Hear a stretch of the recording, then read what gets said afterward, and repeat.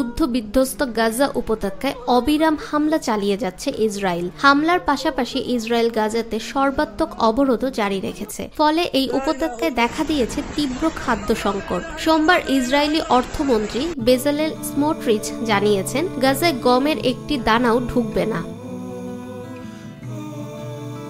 সোমবার ইসরায়েলি অর্থমন্ত্রী বেজালেল যুদ্ধ বিধ্বস্ত গাজা উপত্যকায় গমের একটি দানাও প্রবেশ রোধ করার প্রতিশ্রুতি দিয়েছেন। স্থানীয় সরকার এবং মানবাধিকার প্রতিবেদন অনুযায়ী গত ২রা মার্চ থেকে গাজার সীমান্ত ক্রসিং বন্ধ করে দিয়েছে ইসরায়েল, যার ফলে এই অঞ্চলে মানবিক ত্রাণ এবং চিকিৎসা সহায়তার সরবরাহ বন্ধ হয়ে গেছে এবং এতে করে সেখানে এক অভূতপূর্ব মানবিক সংকট দেখা দিয়েছে।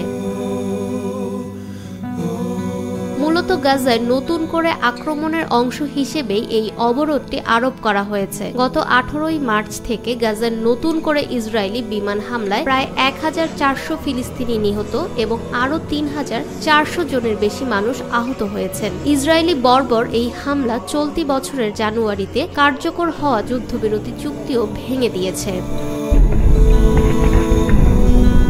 ফাহমিদা বিনতে আনোয়ার, নিরপেক্ষ নিউজ ডেস্ক, ঢাকা।